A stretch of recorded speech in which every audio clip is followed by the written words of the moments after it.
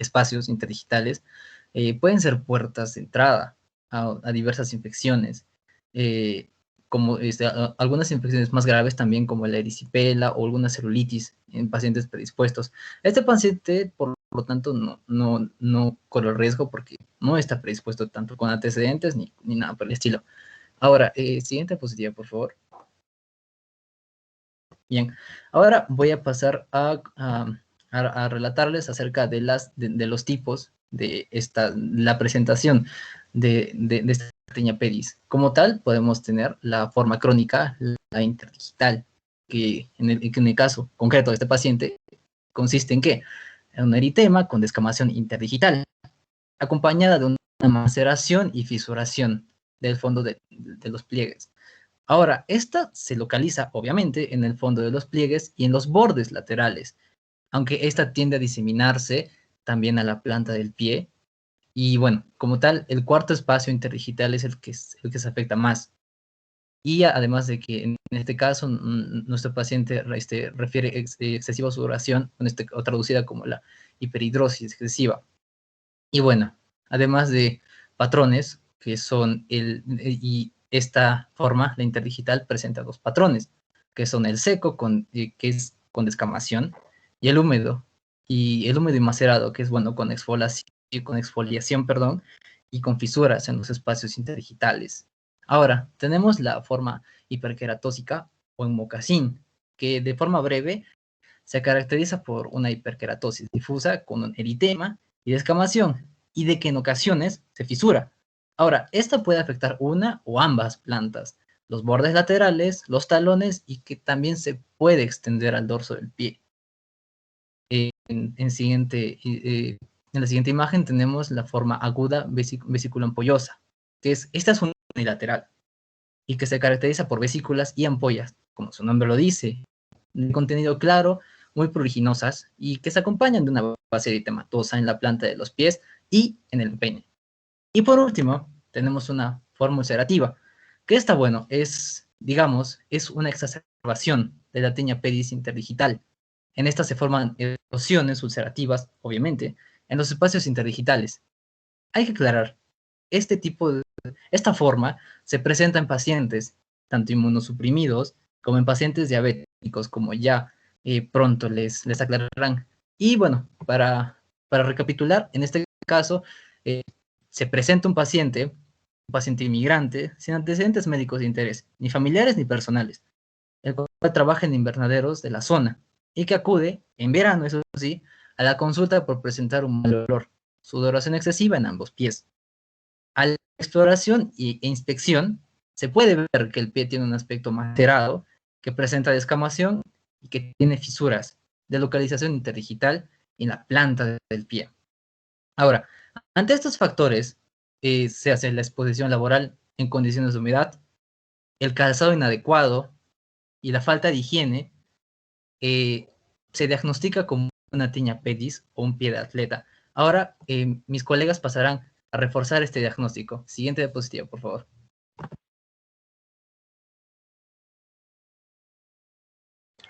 Sí, buenas tardes compañeros y buenas tardes doctora. Bueno, más que todo se refuerza el diagnóstico a través de diferentes exámenes, como también lo van a explicar más adelante. En este caso solamente les hablaré de la lámpara de Wood, en la cual, analizando un poco, en aspectos generales, es radiación ultravioleta de tipo A y compuesta también por una longitud entre 320 a 400 nanómetros y su característica es que penetra, ¿no? Esta dermis. Esta luz ultravioleta al iluminar ciertas sustancias o materia, por así decirlo, provoca fluorescencia, ¿no? O una emisión de luz, podríamos decir, a través de esta refracción. Entonces, decimos que la lámpara de Wood ayuda al diagnóstico de muchas patologías, ¿no? Como es en el caso del vitíligo, un trastorno de la pigmentación de la piel. También aumenta el contraste de algunas máculas, como la mácula de hoja de fresno en la esclerosis tuberosa, y también facilita el contraste que se necesita para tener un poquito más de precisión en la localización de las diferentes lesiones, ¿no? Eritematosas o ya sea hiperpigmentadas. Siguiente, por favor.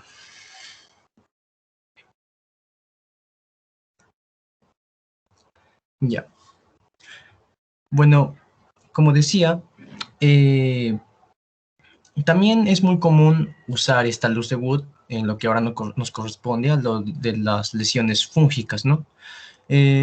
Como el dermatofito, microsporum, la tinea capitis, en este caso es la tiña del pie, también en la pitiriasis versicolor, que es una enfermedad también infecciosa por hongos del género Malassezia, y algunas otras patologías bacterianas en la piel, ¿no? Como pseudomonas y corinobacterium. Por ejemplo, aquí en la esquina superior derecha, ahí está, señala la pitiriasis, ¿no? Versicolor. Aquí sí se ve bien, ¿no? Pero, por ejemplo, la luz de Wood se usa también para identificar esa, esa mácula en forma de fresno que está en el cuadrante inferior derecho, si no me equivoco, sí. Y también nos ayuda para este diagnóstico, ¿no? Este contraste. En lo que nos corresponde ahora, esta lámpara, ¿cómo se identifica? Pues es un rosal coral intenso, visto, por ejemplo, en la imagen del cuadrante inferior izquierdo, y esto nos indica la presencia, ¿no? de una infección.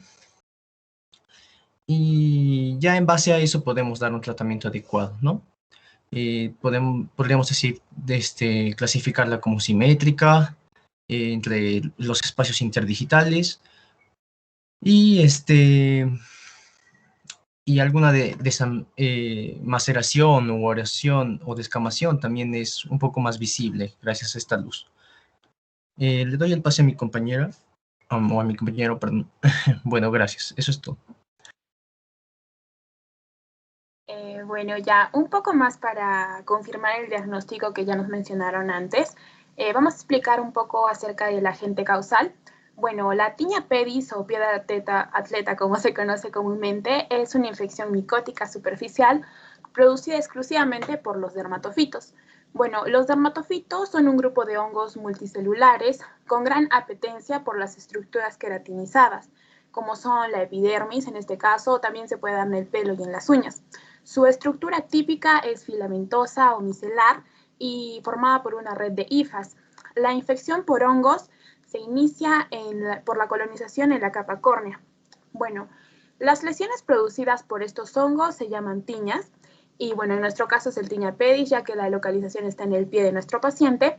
Y bueno, los dermatofitos están dispuestos en tres grupos, los cuales son los microsporum, los trichophytum y epidermophytum flocosum. Y el agente causal más frecuente del pie de la teta es el Trichophytum rubrum. Y bueno, este tipo de hongo microscópicamente presenta un micelio septado y hialino microsifonado. Presenta numerosos microconidios en forma de gotas o también se pueden decir piriformes y alternados en los lados de las hifas. Y bueno, en el extremo de las hifas presentan troconidios, que son una formación de macroconidios. Estos son escasos o ausentes regularmente y tienen forma de palo de béisbol, es decir, son alargados, pueden llegar hasta medir 60 micrómetros y bueno, tienen un extremo redondeado. Y de 4 a 10 divisiones de paredes delgadas y lisas y hialinos. Siguiente diapositiva, por favor. Respecto a la transmisión, es un hongo antropofílico cuyo reservorio habitual es el hombre e infecta principalmente estos mismos y su contagio se produce mediante la transmisión de persona a persona por contacto directo o indirecto a través de sustancias contaminadas. Y los factores de riesgo, existen diferentes factores que potencian el desarrollo de su infección fúngica. Algunos están relacionados con el huésped y otros con el entorno. tales como el ambiente, también unos factores desencadenantes respecto a cada individuo, como oclusiones, puede ser diabetes, fármacos, pero todo eso se mencionará mejor posteriormente. Siguiente. Bueno, ya. Respecto al diagnóstico, es clínico, requiere una historia clínica, como ya se le aplicó al paciente, y exploración física detalladas. Es muy importante observar bien entre los dedos de los pies para descartar infecciones poco perceptibles. Las características y localización de las lesiones pueden ser muy sugestivas, pero para realizar el diagnóstico definitivo es necesario realizar pruebas complementarias, como lo son el examen directo por microscopía óptica o el cultivo. Primero tenemos la microscopía directa o prueba de hidróxido de potasio. Bueno, aquí se toman muestras de las escamas con el uso de una aguja u hoja de bisturí y se depositan sobre un portaobjetos.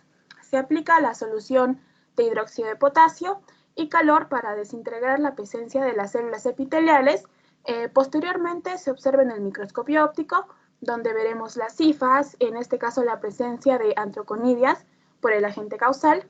Y bueno, esta técnica rápida y sencilla permite el diagnóstico de micosis in situ y la iniciación de la terapia, pero con ella no podemos establecer el diagnóstico diferencial de género ni de especie. Siguiente. Bueno, y respecto al cultivo, se siembran las muestras recogidas de este hongo en un agar especial llamado agar sabureo.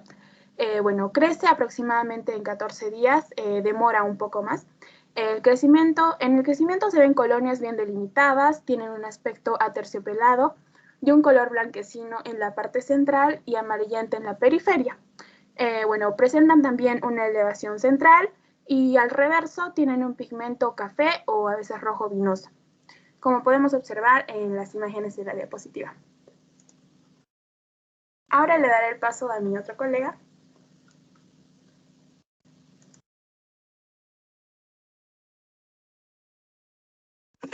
Bien, dentro del tratamiento podemos mencionar como primer punto, en este caso, la corrección de factores de predisponentes, como por ejemplo, será secar correctamente los espacios interdigitales después de la ducha, baño o actividades deportivas. También cambiar al menos dos veces al día el calzado. Como segundo punto, tenemos el uso diario matutino de antifúngicos en polvo, como por ejemplo pifenazol, que podemos aplicar en los calcetines y zapatos.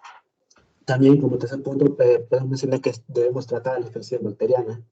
Como en cuarto punto, podemos aplicar baños en solución de permanganato en potasio en una disolución 1/9000 de 1 a 2 veces al día o con cloruro de aluminio del 20 al 30%, 1 a 2 veces al día, en caso de lesiones muy inflamatorias con secreción serosa o purulenta. En quinto punto tenemos añadir antibióticos tópicos según el resultado del cultivo y antibiograma. Y como sexto punto tenemos el uso de antibióticos tópicos, como por ejemplo el mefenazol, el clotrimazol, y en este caso específico del bifenazol, bueno, es solo una aplicación diaria de crema o solución durante un promedio de 3 semanas. Bueno, y esto nos ayuda a conseguir una respuesta superior al tratamiento un 94% respecto a la tinea pedis. Como séptimo punto tenemos el uso de antibióticos sistémicos, como por ejemplo el glisofolina, el imidazol, el itraconazol o terbinafina, que en casos extensos o muy sintomáticos, como en la variedad inflamatoria recidivas o falta de respuesta al tratamiento tópico o pacientes con factores de riesgo, por ejemplo diabetes, insuficiencia renal o venosa periférica. Y como octavo y último punto, tenemos el tratamiento de otras micoses asociadas que podemos encontrar en el caso, sobre todo enfocándonos en la onicomicosis. Y bueno, para este caso específico se aplica el tratamiento del tópico de clotrimazol y traconazol de 100 miligramos en 24 horas durante 3 semanas.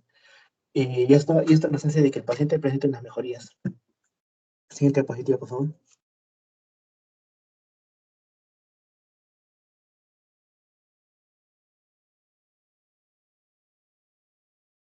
Siguiente diapositiva, por favor.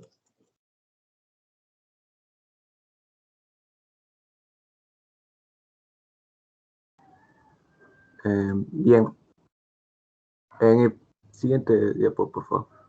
Bien, en epidemiología tenemos que en su incidencia la mayor parte de pacientes que vienen a consulta por dermatomicosis, específicamente el 79%, la gente que la causa es el Trichophytum rubrum. Bueno, este hongo afecta más en pacientes de sexo masculino y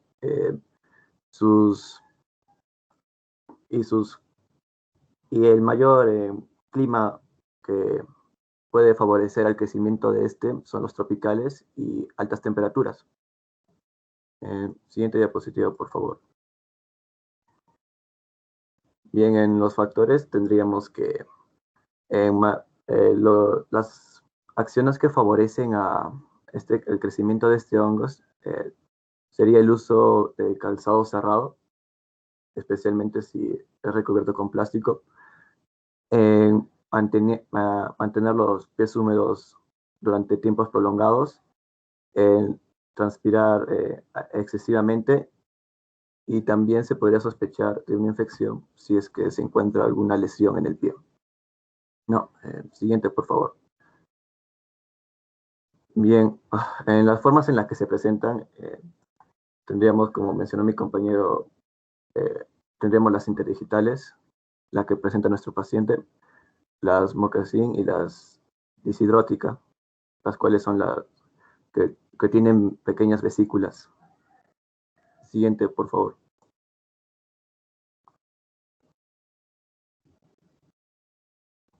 Bien, en prevenciones tendríamos que al momento de estar en baños públicos o en su momento en las piscinas, usar sandalias y evitar caminar sin estas. Tendríamos también el buen secarse bien los pies para evitar la proliferación de este hongo y usar medias que sean ya sea de algodón, preferiblemente. Siguiente diapositiva, por favor.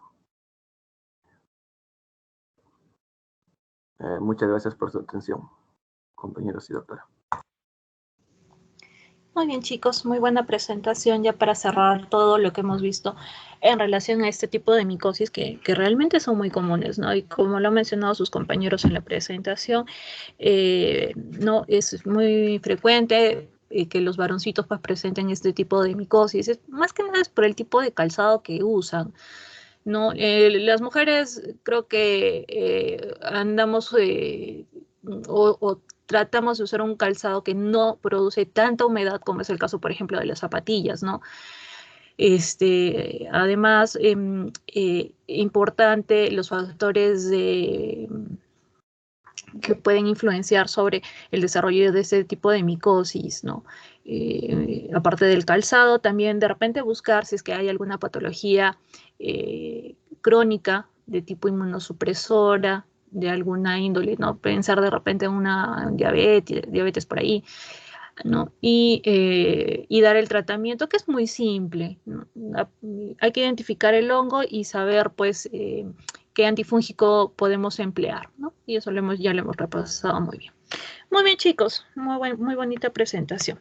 Vamos a empezar con los temas que nos corresponden para esta práctica. Ya la penúltima. Sí. No, doctora, continúe. Creo que ver si me podía poner asistencia. Ramsés, con la computadora. Sí, no te preocupes. Ya te pongo. Eso lo vamos a poner al final, ya no te preocupes. Bien, doctora, gracias. Listo.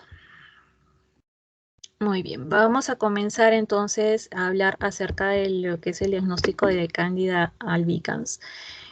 Entonces, cuando vemos que acerca de este hongo, la cándida pues es un hongo unicelular, el cual se va a multiplicar por gemación. Existen más de 150 especies, pero de todas estas, las que mayor importancia clínica van a tener, van a ser la Candida albicans, la Candida guillermondi, la Candida krusei, la Parapsilopsis y la tropicalis. ¿Listo? Entonces nosotros, por ejemplo, cuando tenemos una lesión por cándida y sacamos una muestra para observarla al microscopio, una de las cosas que podemos hacer es realizar la tinción de Gram. Esa tinción que nos permitía observar bacterias, digamos, en este caso, para este hongo en particular, la podemos aplicar. Y cándida se va a manifestar como Gram positivo, ¿no? Donde en estas muestras, pues yo voy a observar esta formación de levaduras que están viendo acá con la presencia de las pseudohifas, ¿no? Que las estamos observando. Ahora, de todo el grupo de cándidas que tenemos, entre el 15 y el 95% de las afectaciones son producidas por estas, Candida albicans, la glabrata, la Parapsilopsis y la tropicalis. En el caso de la Candida albicans, esta me va a producir la mayor parte de las afectaciones a nivel de los genitales, a nivel cutáneo, a nivel bucal, y esto se va a dar más en los lactantes y en los niños.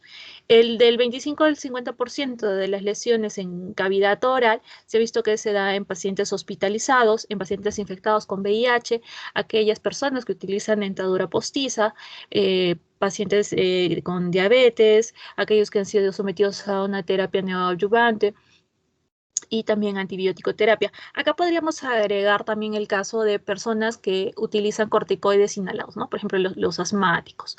Luego tenemos la Cándida glabrata, que la vamos a ver que afecta mayormente a los adultos mayores. Es una especie que es emergente por la resistencia intrínseca y adquirida que se está presentando a los azoles. Y lo que sería la Cándida Parapsilopsis, esta se ha visto más también en lactantes y en niños. Entonces, ¿cómo va a ser la morfología de estos honguitos? Estos hongos se caracterizan porque los vamos a ver formando distintas estructuras, por ejemplo, lo que son las levaduras, ¿no? Que se las he mostrado ahí en la tinción de Gram, lo que es las pseudohifas, ¿no? También vistas ahí. También se pueden dar la presencia de hifas verdaderas ramificadas y la forma de clamidosporas, ¿no? El tipo de reproducción mayormente es por vía sexual, es decir, la gemación, tal y como estamos viendo acá en la imagen. Vamos a tener una célula madre, la cual contiene un solo núcleo. De esta célula pues se va a dar como un brote, ¿no? Como una pequeña gemación que sale de la pared de la levadura. Va a darse la división de los núcleos mediante la mitosis y luego este pequeño muñón pues se va a separar por completo, dando origen a la célula hija que va a contener uno de los núcleos, ¿no? Y el círculo pues el ciclo se va a volver a repetir. El tipo de reproducción sexual, esto se ha visto en el caso de lo que es el Saccharomyces cerevisiae, ¿no? Es otra especie de estos.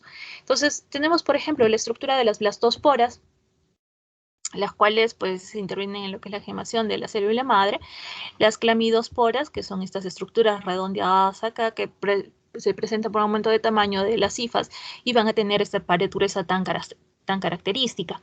Luego tenemos las pseudohifas que están acá, ¿no? Que es una alineación de conductos terminales, ¿no? Y tienen una apariencia similar a las hifas, ¿no? Y en el caso de las hifas, pues son estos filamentos ramificados de los hongos. Ahora, en el caso de Cándida vamos a encontrar varios factores de virulencia, como son la morfología que hemos mostrado, también la actividad enzimática extracelular que presentan, los cambios fenotípicos, y esto es importante en relación a los factores de adhesión que van a favorecer la formación de las biopelículas, tan características cuando nosotros observamos las lesiones de Cándida, ¿no? Por ejemplo, si ustedes a veces ven la boquita de los bebés como una película blanquecina, media algodonosa, eso es la morfología macroscópica de Cándida, ¿no? Este tipo de hongos suelen ser comensales tanto de mucosas como a nivel del tracto gastrointestinal, sistema respiratorio alto y de la piel, ¿no? Y oportunistas, causándome tanto infecciones endógenas como exógenas. Entonces, por ejemplo, infecciones cutáneas, tenemos lo que es el intertrigo, la paronychia, la onicomicosis, a nivel mucocutáneo, lo que son las boqueras, el muget, visto en los pequeñitos, igualmente a nivel perianal, infecciones crónicas como la candidiasis mucocutánea, enfermedades granulomatosas, y a nivel sistémico pues presentan lo que es la fungemia, endocarditis, infecciones pulmonares, infecciones a nivel genitourinario, meningitis, endoftalmitis. Hay condiciones subyacentes que las seguimos mencionando, que son varias, de distinto tipo. Pueden ser mecánicas, por ejemplo, traumas o oclusión. Puede ser debido al uso de antibióticos de amplio espectro, al uso de anticonceptivos orales, pero acá hay que recalcar que más se da en el caso de la toma de anticonceptivos orales que tienen gran cantidad de estrógenos. En la actualidad, los anticonceptivos orales vienen más con una mezcla media equilibrada entre estrógenos y progesterona, justamente para ayudar un poco a evitar pues esta serie de efectos secundarios que se podían producir, ¿no? También pacientes con SIDA, con avitaminosis, con embarazo, también pacientes con desnutrición severa, defectos de los linfocitos T, defectos de macrófagos, pacientes con algún tipo de inmunodepresión, ya sea por alguna endocrinopatía, por diabetes, por quemaduras, por el uso de catéteres intravenosos o por el uso de drogas también intravenosas. Entonces, acá les presentamos una serie de imágenes en relación a las patologías que se pueden dar por cándida. Tenemos primero lo que es la moniliasis o Muget, que en este caso es una infección muy común que se va a presentar en los recién nacidos, ya que a veces pues va a haber alteraciones principalmente a nivel del pH, ¿no? Esto favorece o predispone para el crecimiento de este honguito. Vamos a ver que para poderlo describir son lesiones, como están viendo, ¿no? Tipo como una mancha blanquecina que aparecen pues en la mucosa de la boca, a nivel de la lengüita y también a nivel gingival, ¿no? Son lesiones que ustedes están observando que van a coalescer, que se van a agrupar, ¿no? Como formando una gran lesión, no están dispersas y que vamos a tener ese aspecto medio cremoso, como si fuera leche cortada, ¿no? Que lo están viendo acá, por ejemplo, a nivel de la lengüita, a nivel de también de lo que son las comisuras, ¿no? Entonces, y si nosotros, por ejemplo, deseamos hacer la toma de la muestra, al momento que ustedes desprenden un poco de esta masa, no tiene por qué sangrar. ¿Listo? Porque hay otras patologías donde, por ejemplo, se forman como unas pseudomembranas, ¿no? Donde si yo intento desprenderlas, pues estas sí van a sangrar. No es característico esto, ahí simplemente dándole tratamiento esto se va a solucionar. En el caso del intertrigo, vamos a ver que el sitio donde los vamos a encontrar mayormente es a nivel de los pliegues genitocrurales, pero no es solo ese sitio, sino también por debajo de las mamas, a nivel del surco submamario, también en las axilas, a nivel de los pliegues interglúteos, perdón, a nivel también de los espacios interdigitales ubicados en las manos y en los pies, ¿no? Igualmente, estas lesiones pues inician como si fuera una erupción, como lo están viendo acá, vesículo-pustulosas, que se acompañan pues de mucho prurito, de mucho dolor, ¿no? Y luego estas vesículas que están acá se van a romper y me van a formar unas fisuras, ¿no? Que van a dejar como una úlcera muy extensa y eritematosa, como están viendo acá, ¿no? Acá estamos ahí más o menos formándose las costras, acá ya tenemos el eritema, y vamos a ver que los bordes pues de estas lesiones son medias irregulares, ¿no? Casi como festoneadas, ¿no? Característico del intertrigo. Y obviamente esto es porque va a estar ubicado en zonas donde se mantiene una humedad constante. En el caso de la vulvovaginitis, pues es una patología que es muy frecuente encontrarlo en las mujeres. No es solamente asociado a la actividad sexual, ojo, también se puede asociar, por ejemplo, a mujeres gestantes o si de repente están utilizando corticoides o antibióticos, ¿listo? Son también factores que predisponen a la aparición de cándida vulvovaginal. En este caso, el exudado que van a presentar son de un color blanquecino, medio amarillento, ¿no? Que va a acompañarse también de prurito y que cuando nosotros hacemos la inspección de la parte genital, pues lo vamos a encontrar, ¿no? Cómo va a estar enrojecida, ¿no? Toda eritematosa, inflamada, justamente pues por la acción inflamatoria del honguito. Entonces, esta micosis pues puede llegar lo que es a la vulva, al nivel del periné y también a los pliegues inguinales. el caso de lo que es la onixis con perionixis, ¿no? Donde vamos a encontrar una lesión causada por un hongo a nivel de la uña, donde la uña no solamente pierde esa coloración rosada que debe de tener la uña normalmente, sino que va a tomar esta coloración media amarillenta, desgastada. Son uñas que son frágiles y que por la lesión misma que se está dando constantemente, empieza a presentarse un engrosamiento. De todas las afectaciones a nivel de la uña por parte de los hongos, yo creo que la cándida es una de las más complicadas a tratar. Con los otros tipos de honguitos funciona muy bien lo que son los azoles, por ejemplo, ¿no? Toda la medicación tópica. Pero en el caso de la cándida, he visto casos en los cuales es una infección que es muy persistente y que a veces hay que acompañarla no solamente de tratamiento tópico, sino también por vía oral, adicionándose junto con otras terapias últimas como es el uso de láser, ¿no? Para lograr eliminar por completo el hongo, porque muchas veces uno piensa que el hongo se ha eliminado, pero si queda por ahí algún resto de la levadura, pues la lesión va a continuar, ¿no? Entonces hay que ser muy cuidadoso con eso y es sumamente contagioso. Entonces el problema con esto es de que finalmente pues la uñita se va a lesionar mucho y al final pues deja cierto compromiso, ¿no? Yo puedo eliminar el hongo, pero la uña que se va a regenerar pues no es una uña, digamos, completamente sana, siempre va a presentar cierta debilidad en cuanto a la estructura, ¿no? Luego tenemos las dermatitis del pañal, ¿no? Presentes en los pequeñitos, en los cuales pues no hay un cambio adecuado del pañal, de repente se les deja por mucho tiempo el pañal húmedo, entonces aparecen este tipo de lesiones muy similares a las que hemos visto en el intertrigo, ¿no? Son lesiones también vesiculopustuliosas, que son que van a veces a dejar costras que se van a ulcerar, igualmente con los bordes festoneados, y que la ubicación pues nos está delimitada exactamente, ¿no? en el área donde estuvo el pañalcito, ¿no? Más allá no va a extenderse, ¿no? Y sobre todo como los bebitos pues tienen estos, a ser un poquito rollizos, a tener estos plieguecitos, entonces con mucha más razón va a crear más humedad, y con un pañal que puede estar mucho tiempo, pues crea todo un ambiente ideal para el crecimiento de cándida, ¿no? Hay que tener en cuenta que estas lesiones son sumamente dolorosas, causan mucho prurito, entonces a una pobre criatura tenerlo así, no, es muy molestoso. Luego tenemos lo que es la balanopostitis, donde vamos a ver que estas lesiones que van a aparecer en un inicio a nivel de lo que es el surco balano prepucial, ¿no?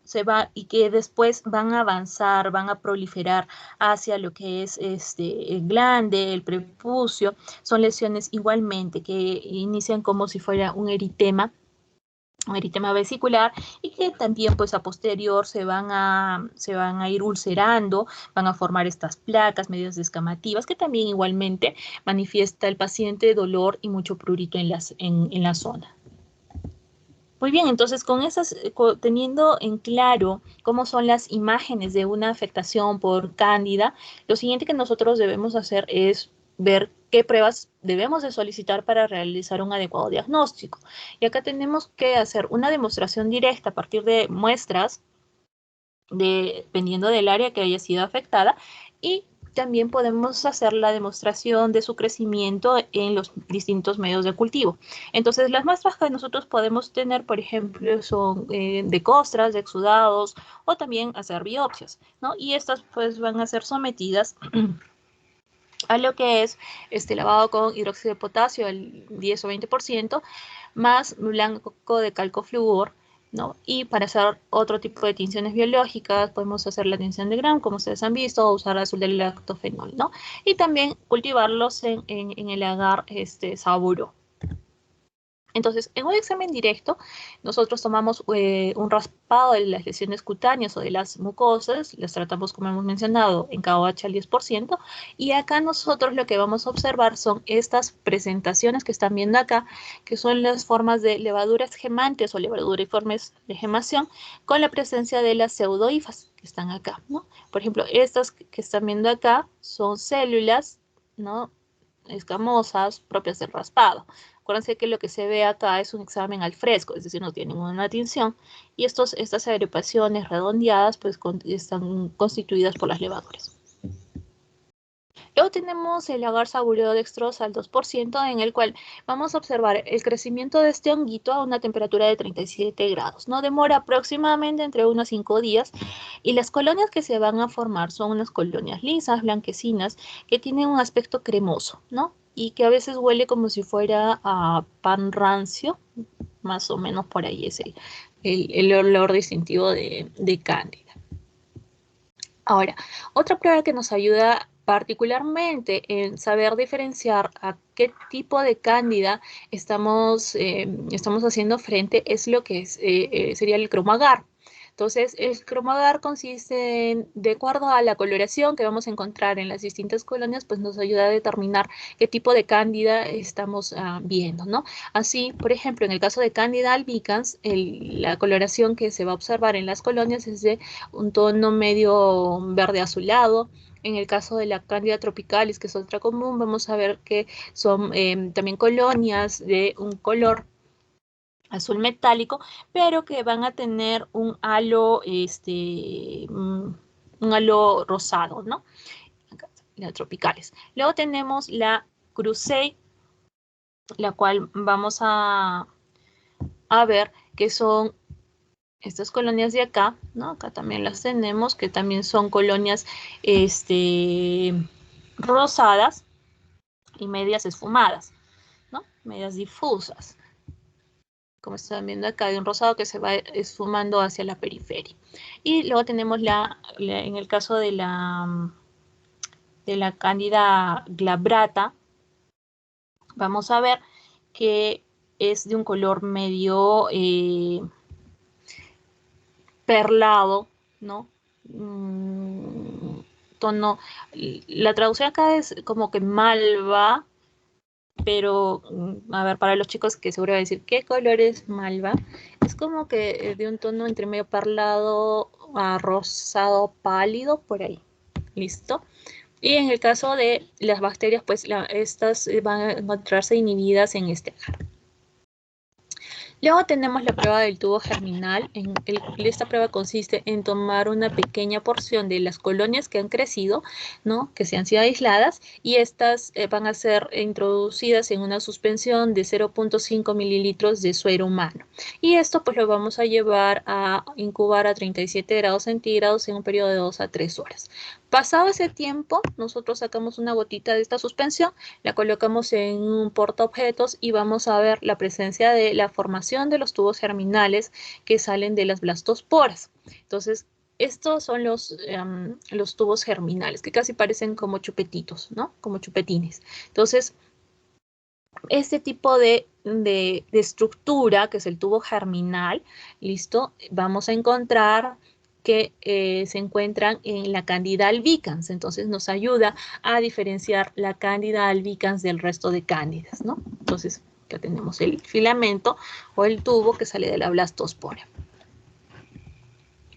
Luego tenemos otra forma diagnóstica, que es el estudio de los patrones de crecimiento utilizando la técnica de Dalmau, donde se toma una pequeña cantidad de colonia, se va a insertar en un medio de cultivo en forma de 2 rayas paralelas y una raya horizontal, se flamea este cubreobjetos y una vez que está frío se va a colocar pues sobre el inóculo, ¿no? Y a las 48 a 72 horas lo que vamos a ver es el desarrollo filamentoso de la colonia, que es característico de cada especie. Este tipo de pruebas lo vamos a realizar en lo que es el agar maíz o también en el agar arroz. Y entonces, cuando nosotros, por ejemplo, hacemos la observación microscópica de cándida, muchas veces nos puede ayudar lo que es darnos cuenta de la morfología de cada una de las especies, ¿no? En el caso de la Cándida albicans, pues vamos a tener lo que son las blastosporas con estas pseudodifas que ya las hemos mencionado. En el caso de Cándida glabrata, más la formación de las levaduras. Y acá, en el caso de la tropicalis, pues también la formación de las levaduras gemantes, ¿no?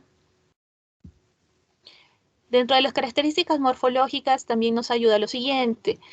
Para todas las cándidas, la temperatura de crecimiento va a ser 37 grados y van a formar un pseudomicelio. Cuando vemos lo que es Candida albicans, vamos a encontrar pues estas clamidosporas con estos filamentos. En el caso de tropicales, pues solamente va a haber la formación de filamentos. El otro tipo de Candida, la estalatoidea, solamente forma clamidosporas. Y la parapsilosis, pues no encontramos ni clamidosporas ni filamentación, ¿no? Y obviamente ninguna va a presentar cápsula. Como tratamiento, pues tenemos una amplia gama para hacer uso de, por ejemplo, los polienos, dentro de los cuales está la anfotericina B, la nistatina, los triazoles, como es el caso del fluconazol, itraconazol, boriconazol, el posaconazol, las equinocandinas, como es el caso de la caspofungina, la anidulofungina y la micafungina. Y también tenemos lo que es 5-fluorocitosina, ¿no? Entonces, lo que son las equinocandinas y la 5-fluorocitosina, ese tipo de tratamientos a veces más lo dejamos para emplearlos en pacientes con algún tipo de inmunosupresión, ¿no? Lo más común es usar, por ejemplo, lo que son los triazoles, ¿no? Fluconazol, lo que es el itraconazol, ¿no? Porque vienen también en presentaciones tópicas o que se pueden usar por vía endovaginal. En los últimos tiempos, pues también se ha visto, ¿no? Se ha mostrado cierta resistencia que es causada por a veces usar un solo antifúngico dentro del tratamiento. Lo ideal siempre es acompañar con 2 antifúngicos. Y, por ejemplo, para el caso de la Candida glabrata se ha visto resistencia para lo que es el fluconazol y el itraconazol. Y en el caso de la Candida, krusei, tenemos resistencia para lo que es el itraconazol, una resistencia intermedia para lo que es la flucitosina, ¿no? Pero en general Candida responde muy bien a lo que son los medicamentos. Solamente, como les digo, para lo que son los casos de infecciones en uñitas es mejor utilizar esta combinación acompañada de otro tipo de terapéutica, ¿no? Para dar un mejor resultado, porque es un poco complicado lograr eliminar Candida de la uña. Muy bien, entonces con eso es Cándida y ahora vamos a ver lo que son las micosis profundas. Y entonces, dentro de las micosis profundas, bueno, también estaba lo que es Cándida, que ya le hemos hablado, ¿no? Con lo que hemos explicado acerca de las distintas presentaciones, ¿no? Por ejemplo, acá a nivel gastrointestinal, ya hemos visto el Muget a nivel genital. Una de las tinciones también que se pueden hacer es la tinción de Paz. Tener en cuenta la epidemiología va más en relación a aquellos factores asociados o agregados que favorecen pues el desarrollo de este hongo. Inmunodepresión, uso de antibióticos, uso de corticoides, los factores higiénico-dietéticos, ¿no? La obesidad, por ejemplo, el uso de ropa sintética muy ajustada, crear estos ambientes muy húmedos, todo eso favorece pues el desarrollo de Cándida, ¿no? Y en el caso de, por ejemplo, la serología, vamos a encontrar también que se pueden hacer exámenes inmunológicos para determinar la presencia de anticuerpos específicos, pero esto es frente a especies especiales de Cándida, ¿no? También se puede hacer, por ejemplo, las pruebas de coaglutinación o pruebas también de sensibilidad en látex para ver la presencia de anticuerpos específicos dependiendo de cada especie. Esto también ya lo hemos visto. Muy bien, ahora vamos a hablar acerca de lo que es el Cryptococcus neoformans. Este tipo de hongo es una levadura capsulada que mide aproximadamente entre 20 a 30 micras de diámetro. Se han informado alrededor de 5 serotipos con 3 variedades. Este tipo de hongo se caracteriza por sintetizar la melanina y se encuentra presente en lo que son las heces fecales, ¿no? Las heces de las aves, ¿no? La madera descompuesta, Luego tenemos en la leche y en el jugo en descomposición. Este tipo de honguito nosotros lo hemos mencionado muy rapidito cuando hemos visto los pacientes en estadio de SIDA. Entonces, el tipo de infección que suele producir este hongo es una infección que puede ser de tipo subaguda o crónica, que afecta principalmente lo que es el pulmón, pero también puede llegar a afectar lo que es el sistema nervioso central y también puede afectar de forma sistémica. Entonces, una característica que vamos a ver en estos hongos es que las colonias que las estamos mostrando acá, cultivadas en este agar saburo, van a ser unas colonias de un aspecto mucoide, blanquecino, y que cuando pasa el tiempo, por ejemplo, acá si ustedes se dan cuenta, se están tornando un poquito más oscuras, ¿no? Como de un tono medio marrón, ¿no? Que eso es lo que nosotros observamos. Además de hacer el cultivo, podemos hacer el examen directo en fresco, podemos utilizar hidróxido de potasio. La tinta china yo creo que es uno de los exámenes que más se emplea, sobre todo cuando criptococo tiene una afectación a nivel meninge, ¿no? Lo que se hace es simplemente se solicita una punción lumbar, se extrae el líquido cefalorraquídeo y este se somete a la tinta china para que nosotros podamos observar pues la cápsula tan característica que va a tener criptococo. Hay otras tinciones específicas para ver cápsula, también como la tinción de Mason, ¿no? Pero lo que más se emplea pues es la tinta china, ¿no? Es la que más fácilmente encontramos en los laboratorios. Luego tenemos el citodiagnóstico de Tay-Sachs. Podemos encontrar que este tipo de hongo no fermenta azúcares, y hay un agar semilla de Níger que nos permite ver la enzima que se basa en la reacción con la enzima de la fenoloxidasa. Entonces, como les mencionaba, vamos a encontrar que este tipo de honguito, ¿no? Afecta principalmente lo que es el pulmón, lo que es a nivel del sistema nervioso central, ¿no? Y también infección sistémica. Y en el caso, por ejemplo, de cómo es que los pacientes se contagian, vamos a ver que las levaduras de este hongo van a ser inhaladas y estas van a llegar pues a los pulmones, donde los macrófagos las van a fagocitar y se van a quedar dentro de los macrófagos intentando reproducirse, ¿listo?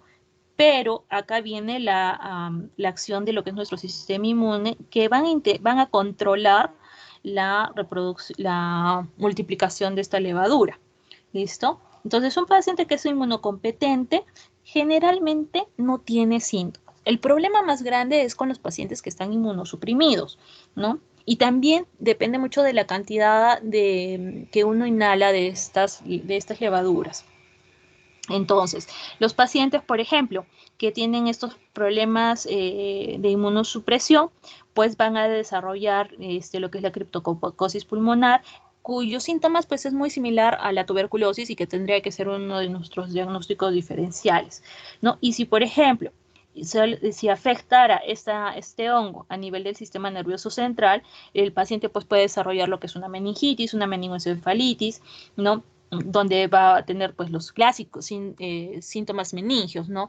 La cefalea, rigidez de nuca, las alteraciones visuales, ¿no? Con presentación de signos neurológicos focales, ¿no? Y entonces ahí viene pues la obtención del líquido cefalorraquídeo para hacer el diagnóstico. Y en el caso de, por ejemplo, tener una criptococosis diseminada, pues afecta cualquier parte de cualquier órgano, ¿no? Puede verse afectado, ¿no? Entonces ahí lo primero, si es que el paciente, por ejemplo, ingresara por una criptococosis diseminada y no tiene algún otro antecedente patológico, hay que buscar hasta por debajo de las piedras de que no vaya a tener SIDA, ¿no? Esa sería una indicación importante. En el caso de la criptococosis cutánea que estamos viendo, por ejemplo, acá, en estos casos van a ser o se va a formar como unos nódulos, o se inicia como nódulos subcutáneos, ¿no? Que van a causar como una especie de celulitis. Estos se van a ulcerar y van a dejar estas lesiones necróticas con la presentación de esta escara media negruzca, ¿no? Y está asociado, como he mencionado, a pacientes que tienen una neuroinfección, ¿no? Una primoinfección a nivel del sistema nervioso. Entonces, y obviamente este paciente pues tiene SIDA. Entonces se puede sacar una muestra de esta lesión para llevarla a tinta china, a que se le haga la tinción en tinta china y lograr observar pues la cápsula tan característica de lo que es el criptococo, ¿no? Y en el caso de hacer, por ejemplo, la tinción de paz que acá tenemos, ¿no? Igualmente vamos a ver estas levaduras con estos rebordes, tan clásico también de estas, de este tipo de honguito, ¿no? Son gemaciones que vamos a estar observando con esa cápsula gruesa. Luego tenemos el Aspergillus, que ya lo vimos también en la práctica anterior, ¿no? Rapidito mencionar que son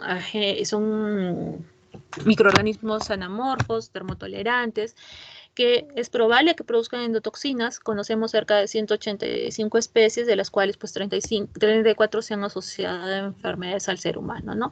Hemos visto el Aspergillus niger, fumigatos, etcétera, etcétera, ¿no es cierto? Entonces no hay que volverlo a repetir. El diagnóstico también, ¿no? Examen directo teñido con azul de lactofenol para ver la morfología de cada una de las distintas especies, se puede hacer biopsias, podemos solicitar una radiografía de tórax para ver la presencia pues de estos infiltrados que se van a formar, la presencia del broncograma, se puede hacer en medios de cultivo como el de SAPEC y también hacer pruebas serológicas. ¿No? Eso es el cultivo que nosotros también ya conocemos, de un aspecto algodonoso, de un color verde oscuro. Luego tenemos la mucormicosis, en la cual pues van a estar implicadas una serie de hongos, ¿no? En la clase anterior también los vimos, lo que es el mucor, lo que es el Rhizopus, ¿no? Acordarnos que son hongos aerobios, dimórficos, filamentosos, primitivos, cosmopolitas y saprofíticos, que son termotolerantes y que se reproducen mediante blastosporas. Si nos acordamos, la diferencia principal entre lo que era el mucor y el Rhizopus, porque son estructuralmente muy similares, ¿no? Solamente teníamos dos pequeñas diferencias, ¿no? Presentes en el Rhizopus, que era el que Rhizopus tenía lo que es el rizoide, ¿no? Y que tenía una apófisis casi visible. En cambio, mucor no tiene ni rizoide ni apófisis, ¿no? Por lo demás, son exactamente, bueno, muy similares, ¿no? Igualmente, acordarnos de que este tipo de especies, pues lo que van a hacer característico en las colonias es ese micelio aéreo, que no lo veíamos en otro tipo de hongos, ¿no? Ese micelio aéreo, ¿no? Como si fuera un algodón que lo hubiera expandido pues por toda la placa, ¿no? De un color blanquecino. Entonces, en el caso del mucor, vamos a tener esta lesión, que es una mucormicosis rinocerebral cutánea. En este caso, es un paciente diabético descompensado, donde vamos a tener igualmente este tipo de escara negruzca rodeada pues, por áreas eritematosas descamativas, y que cuando nosotros, por ejemplo, sacamos una muestra para ser analizada, vamos a encontrar este tipo de hifas, las hifas enocíticas, o también llamadas aceptadas, ¿no? En este caso, pues están teñidas con la tinción de Eurocod, y el examen directo, ¿no? Si ya encontramos lo que es el rizoide, pues ya ahí tenemos el diagnóstico de Rhizopus, ¿no? Si no encontráramos y solamente miráramos, por ejemplo, esta estructura así, ¿no? Más pensaría en mucor. Luego tenemos Pneumocystis jirovecii. Vamos a ver que es una levadura esférica envuelta, que cuando nosotros la observamos vamos a ver que tiene una distribución en racimos. Van a tener esta forma de quistes que miden entre 5 a 18 micras, redondeados y de una pared gruesa muy bien delimitada. Y dentro de ellos pues vamos a encontrar hasta 8 cuerpos intraquísticos, o también llamados esporozoitos, ¿no? La forma en la cual se van a multiplicar estos hongos es a través de fisión binaria, ¿no? Igualmente acá tenemos el honguito con el esporozoito, y cuando observamos el crecimiento, que es un poco complicado de realizarlo, las colonias que se forman son medias como aterciopeladas, de un color café, con múltiples pliegues y bordes muy bien delimitados. Luego tenemos a Penicillium, que también lo hemos visto en las prácticas anteriores. Este hongo, vamos a encontrar que hay aproximadamente 200 especies dentro de este género. Son hongos que son ubicuos en la naturaleza y que también a veces los encontramos de manera muy frecuente en las muestras clínicas. Vamos a ver que estructuralmente este Penicillium va a tener las hifas hialinas, lo que es el conidióforo, ¿no? Las fiálides que hemos visto, la forma de reproducción sexual a través de escosporas, y dentro de este género lo más frecuente es el Penicillium chrysogenum, el Glaucum, el Comunae y el Marfei. Mención aparte tiene lo que es el Marfei porque se caracteriza por tener una presentación intracelular, ¿no? Y es el único tipo de Penicillium que se caracteriza también por ser dimórfico. Ojo con eso. Entonces, este tipo de hongo me puede presentarse, por ejemplo, infecciones a nivel de tracto urinario, a nivel también de lo que es pulmón, dándome lesiones granulomatosas, puede afectar también lo que son las válvulas protésicas, produciendo una endocarditis, se puede producir también queratitis, ¿no? Entre muchos otros tipos de lesiones. Entonces, para hacer el diagnóstico, como hemos visto con los anteriores casos, examen directo en fresco, se puede hacer tinción de Giemsa para los macrófagos, hacer cultivo de saboreó para hacer histopatología y también endoscopía en el caso de que haya una afectación gastrointestinal para ver la lesión, como es sacar una muestra y lograr ver la presencia de este hongo en el tejido. Y hemos visto también cómo es de que se va a dar la presentación en los agares, ¿no? En el agar sabureo, con este color medio verdoso de aspecto terciopelado. Luego tenemos lo que es el Histoplasma capsulatum, que me va a causar lo que es la histoplasmosis. Este tipo de hongo es un hongo dimórfico. ¿Qué quiero decir con esto? Que, por ejemplo, va a crecer en la naturaleza como un moho, mientras que a temperatura de los 37 grados, ¿no? A nivel de los tejidos, estos van a tener un crecimiento como levaduras. Ahora, las hifas vamos a ver que poseen grandes y pequeñas esporas, lo cual permite pues hacer la identificación, ¿no? Lo que son macro y microconidios, y también podemos hacer su identificación mediante hibridización del ácido nucleico. En este caso, este honguito pues va a crecer por gemación, ¿no? Donde vamos a ver una pequeña levadura a nivel de los tejidos y también esta formación se va a dar, esta gemación se va a dar en agar que va a estar enriquecido con glucosa, con cisteína y con sangre, llevándolo a una temperatura de 37 grados centígrados. Y a pesar, como indica, a pesar de su nombre, Histoplasma capsulatum, pues no posee cápsula. Entonces, la otra cosa que deben tener en cuenta es que en la microscopía también, entre 25 a 30 grados, si yo lo cultivo a esa temperatura, lo que más voy a observar son hifas hialinas septadas con la presencia de estas microconidias piriformes. ¿Listo? Y que van a tener estas macroconidias de tipo... como le dicen, tuberculadas. Y si, si se encuentra a una temperatura alrededor de los 37 grados, lo que va a favorecer es la presentación de levaduras gemantes. Entonces ahí podemos utilizar otro tipo de tinciones que también nos ayudan mucho a ver lo que son histoplasmas. Hay que tener en cuenta que la forma en la cual uno se contagia de histoplasma es inhalar principalmente de las microconidias. Entonces, uno inhala las microconidias, obviamente llegan a los alveolos, los macrófagos las van a fagocitar, ¿no? Van a sobrevivir dentro de estos macrófagos y va a llegar más bien un punto en que esta multiplicación que van a tener va a ser controlada por el sistema inmune, ¿no? Entonces ahí entra pues los linfocitos, principalmente los linfocitos T. Entonces, y se intenta controlar la infección por este tipo de hongo. Puede afectarme cualquier parte del cuerpo, ya sea, por ejemplo, los ganglios, lo que es hígado, vaso, por ejemplo, aunque también puede pasar la lesión de forma desapercibida. Y cuando la lesión, pues, de repente de forma uno va a hacer un chequeo, sacarse una radiografía y se da cuenta de que hay una calcificación que corresponde a una infección por hongos, ¿no? Que no causó mayor problema. Donde tenemos que tener más cuidado, como siempre, nuestros pacientes con SIDA, ¿no? Que tienden a ellos a desarrollar un cuadro mucho más importante.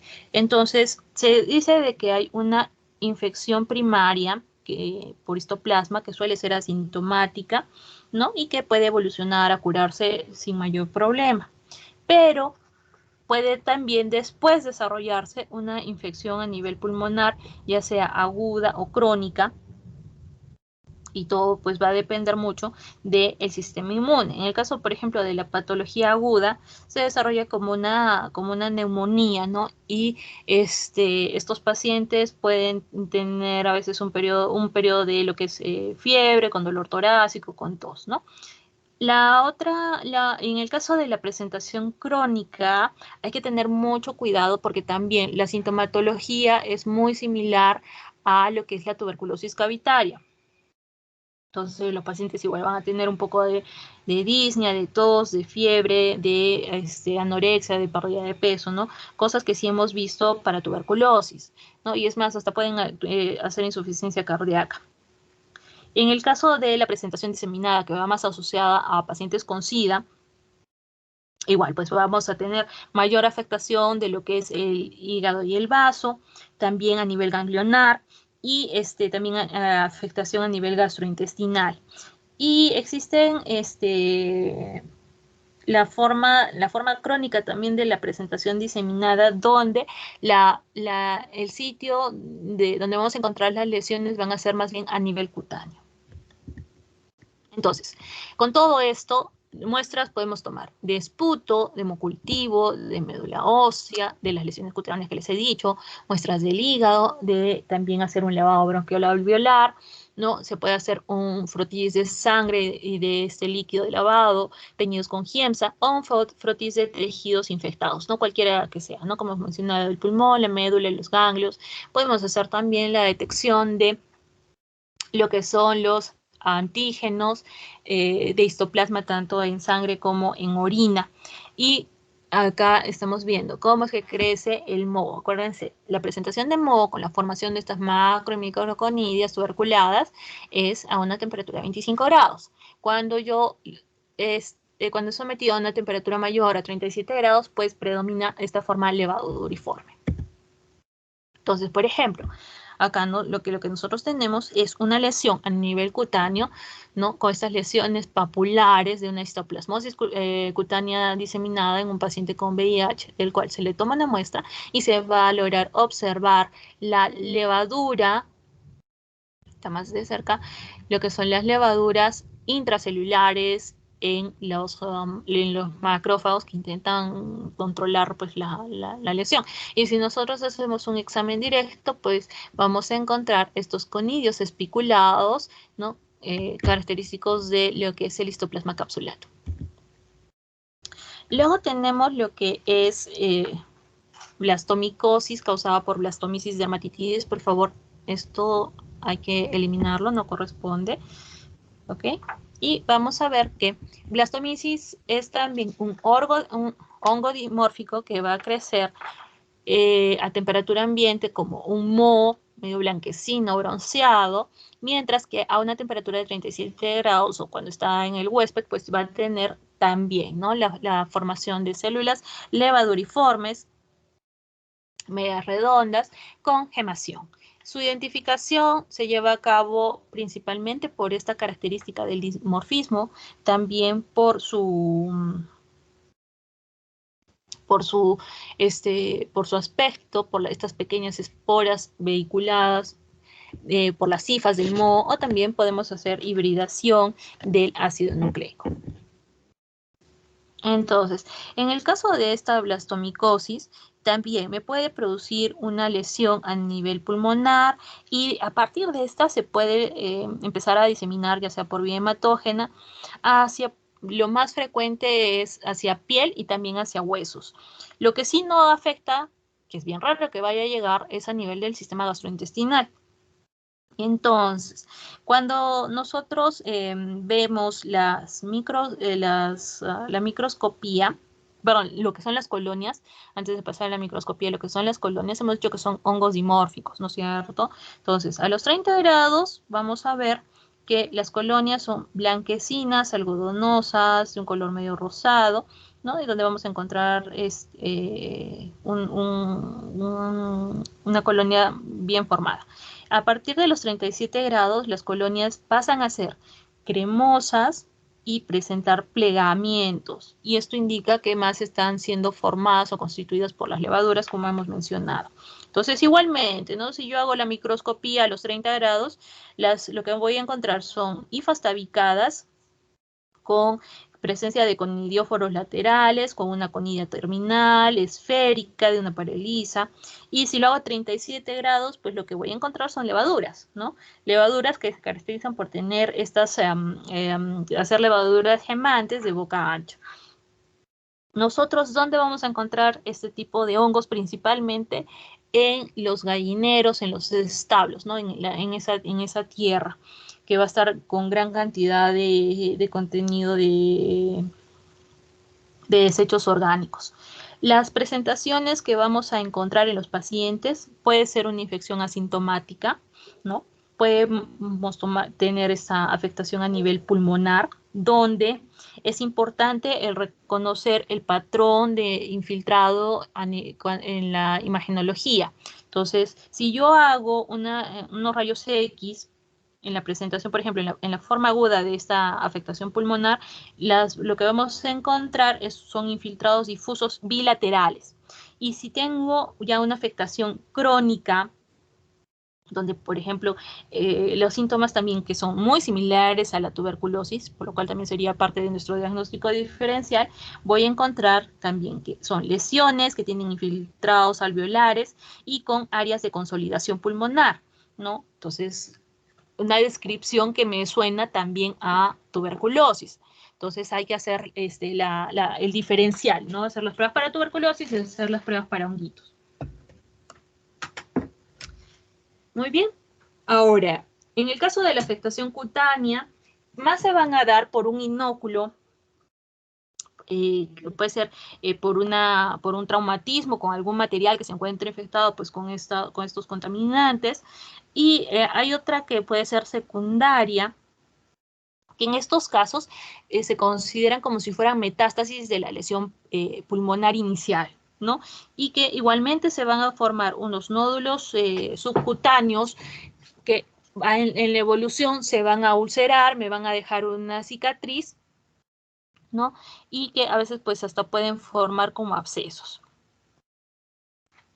Entonces, dicho esto, en el caso para hacer el diagnóstico, lo que tenemos que hacer es demostrar la presencia de nuestro hongo, ya sea en un cultivo de esputo, ¿no? Por lo que estamos hablando de la afectación pulmonar, puede haber muestra de pus, de orina, de líquido cefalorraquídeo.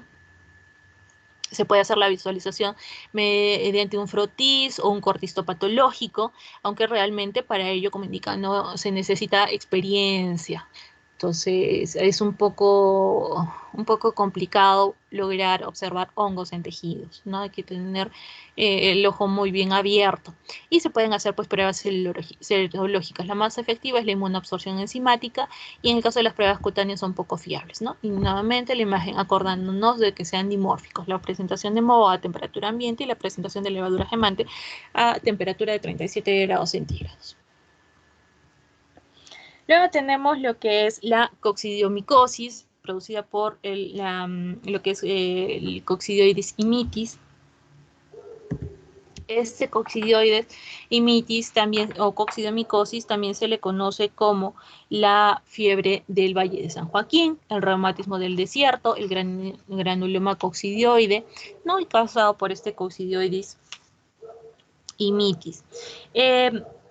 Este tipo de honguito también tiene dos formas de presentación, lo que es el moho velloso de color blanquecino, que se vamos a observar en medios de cultivo y en forma de esférula sin gemación en la presencia en los tejidos bajo ciertas condiciones especiales, ¿no? Este microorganismo también se reproduce en los tejidos del huésped, pues formando pequeñas endosporas, que son estas de acá, que están dentro de esta esférula adulta, ¿no? Al romperse la esférula, pues libera las endosporas, las cuales, pues, al estar libres van a aumentar de tamaño, van a formar esférulas y el ciclo se va a ir repitiendo. Entonces, ¿cómo hacemos el diagnóstico? Se hace identificando al honguito por su aspecto, por las formas de las esporas que tienen este aspecto de tonel con una pared gruesa que se llaman artrosporas porque están como que articuladas, ¿no? A nivel de, y esto en presencia de las hifas del moho. Entonces, por ejemplo, si yo tengo una temperatura de 25 grados para ver la microscopía, yo voy a encontrar más que nada estas hifas septadas, ramificadas, con la presencia de estas artroconidias, ¿no? Que tienen esta pared gruesa. Entonces, generalmente las artroconidias van a ir creciendo, van a ir madurando y se pueden ir se desintegran, listo, y me van a formar lo que son, y que hemos mencionado en un inicio, las propágulas, ¿no? Y a 37 grados lo que ustedes más van a encontrar son esta presentación, ¿no? Lo que estamos viendo en los tejidos, esta forma esférica, de gran tamaño y que va a contener estas endosporas, ¿no? Lo que es las esférulas. Ahora, este tipo de honguitos, vamos a ver que uno se contagia al momento de inhalar las artroconidias. ¿Listo?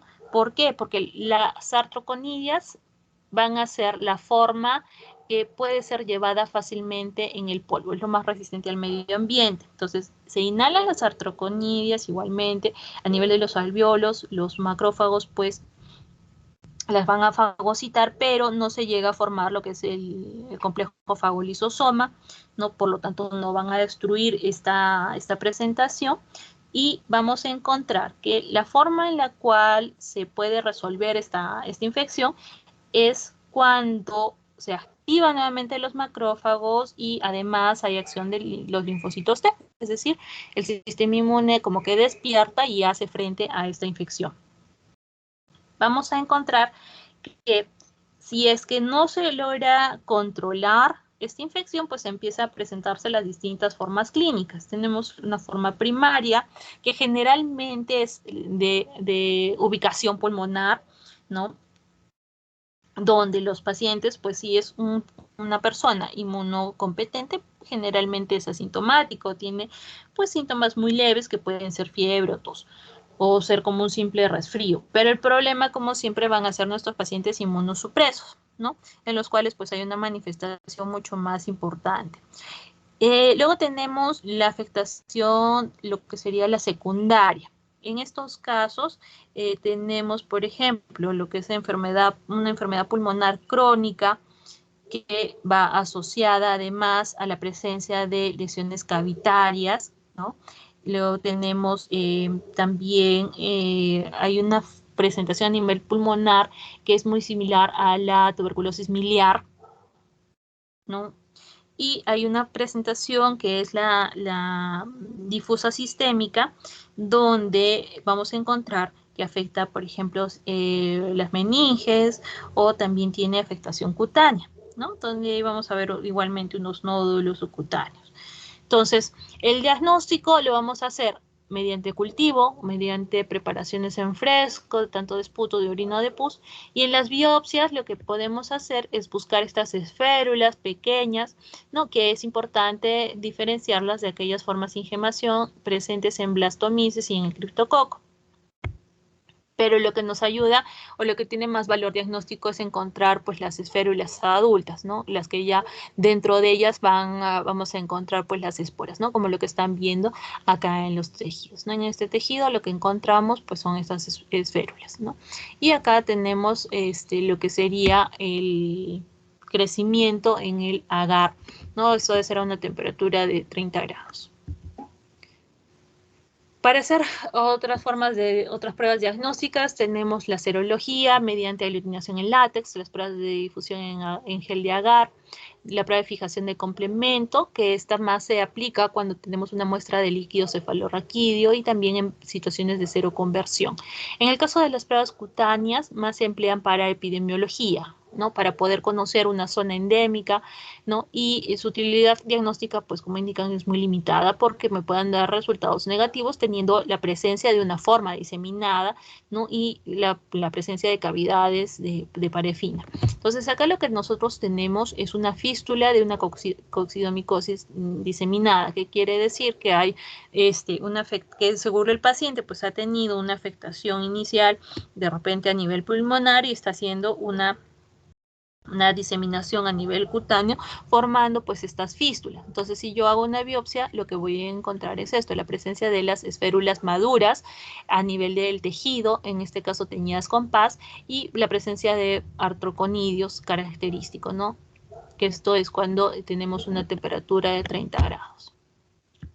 Luego tenemos lo que es el paracoccidioides brasilensis, que me va a causar lo que es la paracoccidiomicosis, que en este caso también es denominada como granuloma paracoccidioide, enfermedad de Lutz, blastomicosis sudamericana y producida por paracoccidioides brasilensis. Al igual que los hongos que hemos mencionado anteriormente, es un hongo dimórfico, ¿no? Que crece por gemación con una levadura en los tejidos y también en los cultivos lo que vamos a encontrar es tanto la levadura o como un honguito. Como un moho. Este microorganismo puede ser identificado tanto por la macroscopía como por la microscopía y hay que tener mucho cuidado porque no se van a confundir lo que es el paracoccidioides con el blastomyces dermatitidis. Tienen un aspecto un tanto similar, pero hay que observarlos con cuidado para que no haya confusión. Entonces, cuando nosotros tenemos lo que es el paracoccidioides, vamos a encontrar que este tipo de honguitos también afectan lo que es el pulmón, pueden tener una presentación también diseminada hacia lo que son las mucosas, ¿no? Encontrándose, por ejemplo, en nariz, en la boca, en tubo digestivo, y también a lo que es la piel, a otros órganos. Vamos a ver que igual, si nosotros los observamos a una temperatura de 30 grados, encontramos hifas tabicadas con presencia de clamidoconidias, también de artroconidias, y si es a 37 grados, ¿no? Es decir, en los tejidos, pues lo que vamos a encontrar, ¿no? Son las levaduras multigemantes que tienen ese aspecto como de timón de barco, tan característico de paracoccidioides. Vamos a ver también que la afectación que se puede dar, hemos dicho, es a nivel pulmonar, pero también se puede dar de forma sintomática, ¿no? Uno inhala o entra en contacto con el polvo al inhalar las formas que son infectantes, ¿no? Y la lesión se puede mantener ahí, llega al pulmón, se puede resolver y nos deja como una lesión, una cicatriz, ¿no? No pasa nada. O el hongo se va a inactivar y se queda como en un tiempo durmiente, ¿no? Lo que sería una infección latente. Ahora, ¿cuándo desarrolla infección sintomática? Cuando esta infección inicial, que estaba en su presentación latente, se reactiva, ¿no? Y entonces yo puedo presentar una infección aguda donde vamos a tener afectación del pulmón o también a nivel de tejidos como los ganglios, el hígado, el vaso, por ejemplo, ¿no? Y que tiene un tipo de diseminación hematógena. Y en el caso de la presentación crónica, una infección crónica que es la forma más común, más está asociada, por ejemplo, a esta reactivación de estas lesiones del estado latente, ¿no? Y acá los pacientes pues van a desarrollar síntomas pulmonares, como si fuera también una tuberculosis. fiebre, tos, expectoración, hemoptisis también, dolor torácico. ¿Listo? Y acá también es importante la imagenología, porque cuando nosotros le sacamos una placa de rayos X a estos pacientes, lo que vamos a encontrar son lesiones bilaterales muy simétricas a nivel pariliar, que van a tener, o se le indica que tienen una distribución como en alas de mariposa, ¿no? Eso nos indica también algo en relación a paracoccidioides. Y como les dije, la afectación a nivel cutánea que se puede dar en estos pacientes, pues se les considera como metástasis de estas lesiones iniciales. ¿Qué más? Y las lesiones cutáneas, vamos a ver que cuando empiezan a evolucionar, ¿no? Se forma esta pústula, úlcera, y la úlcera forma una costra, y la costra se desprende, vamos a encontrar un fondo muy similar a un granuloma, ¿no? Un fondo granulomatoso. Entonces, la lesión cutánea hay que también tener, ser muy cuidadosos al momento de examinarla, porque a veces desarrollan una lesión similar, por ejemplo, a veces como psoriásicas en esas placas psoriasiformes. Entonces, a veces se puede confundir con eso. Entonces, el diagnóstico lo hacemos mediante un frotis, también cortes histológicos, donde se pueden observar pues, los microorganismos, ya sean de examen directo o por cultivos.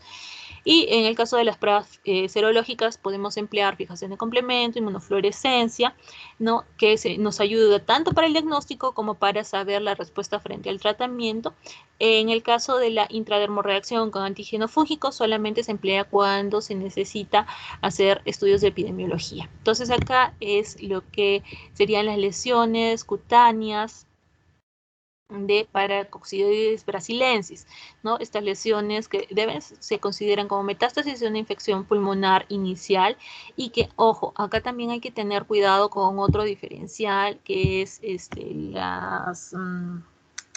ay, se me dio el nombre. Ahorita me acuerdo, que son también lesiones granulomatosas, que generalmente las vemos también en la selva. Uy, se me fue el nombre. Bueno, ya me acordaré en la siguiente clase y ya les aviso. Entonces, son muy similares con esto que les digo, que hay que tener cuidado. Entonces, si nosotros le hacemos la biopsia a estos pacientes, esto es lo que vamos a encontrar, ¿no? Estas lesiones, estas células que son multigemantes, como ese aspecto de timón de barco, ¿no? Que es la clásica descripción que siempre van a encontrar en los textos. ¿Listo? Muy bien, entonces, y eso era todo en relación a lo que nos faltaba tocar de los honguitos, ¿no? Muy bien. ¿Alguna consulta, chicos, en relación a estas micosis?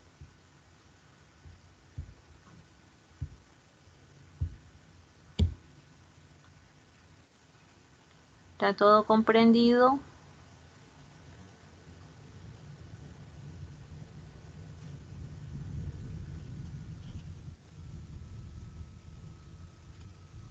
Listo.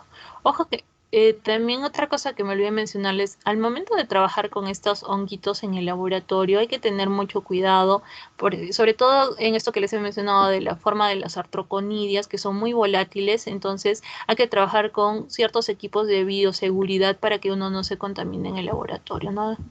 Necesita de laboratorios especiales para poder hacer la siembra, principalmente la siembra, ¿no? Muy bien, entonces, si no hay consultas para el día viernes, que nos volvemos a ver ya nuestra última reunión, tenemos la presentación de los casos clínicos y tenemos el pasito, ¿no? Igualmente para ya terminar con eso. Vayan por favor haciendo su guía ya